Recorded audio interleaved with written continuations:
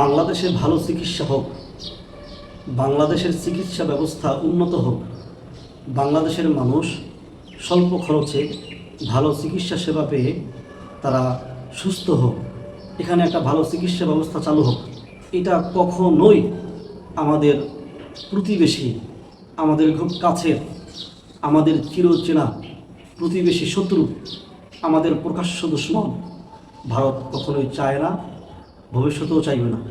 এটাই চিরন্তন সত্য। ভারত কখনোই চায় না, ভারত কোনোদিন চাইবে না বাংলাদেশে ভালো চিকিৎসা ব্যবস্থা হোক, এখানে মানুষ স্বল্প খরচে মানসম্মত চিকিৎসা পাক। আর এই কারণেই বাংলাদেশের চিকিৎসা ব্যবস্থাকে তারা ধ্বংস করার জন্য যত রকমের কলা কৌশল দরকার, যত রকমের চক্রান্ত দরকার, ষড়যন্ত্র দরকার, সব কিছুই তারা করে চলতেছে। যার একটা পার্ট হলো আদ্দিন হসপিটাল। এই আদ্দিন হসপিটাল থেকে মানুষ স্বল্প খরচে মানসম্মত একটা ভালো চিকিৎসা পাইত। গরিব, অসহায়, নিম্ন শ্রেণী মানুষ যারা রয়েছে তাদের জন্য আদ্দিন হসপিটাল ছিল একটা ভরসার জায়গা। অল্প খরচে একটি মানসম্মত সঠিক চিকিৎসা।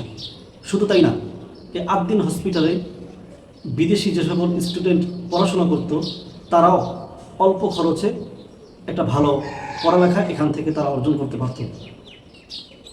ভারত কৌশলে সুনির্দিষ্ট পরিকল্পনার মাধ্যমে আদ্দিন হসপিটালকে বন্ধ করে দিল। এর মাধ্যমে অনেকগুলো ক্ষতি আমাদের হয়েছে। এক নম্বরে, বাংলাদেশের সাধারণ মানুষ যারা নিম্ন শ্রেণীর, গরিব, দরিদ্র শ্রেণীতে যারা রয়েছেন তারা অল্প খরচে ভালো চিকিৎসা থেকে বঞ্চিত হলেন। দুই নম্বরে, সবথেকে যে বড় ক্ষতিটা আমাদের হয়েছে সেটা হলো এখানে বিদেশি যে সকল স্টুডেন্ট ছেলেমেয়েরা পড়াশোনা করত তাদের মাধ্যমে আমাদের দেশের যে সুনামটা অর্জন হতো সেই সুনামটা নষ্ট হয়ে গেল।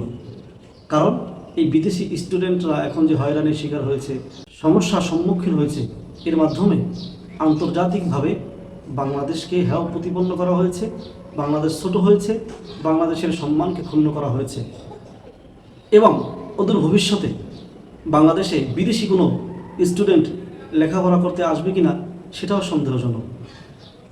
এই জায়গাটা ইন্ডিয়া সফল হয়েছে, ভারত এই প্ল্যানে সফল হয়েছে।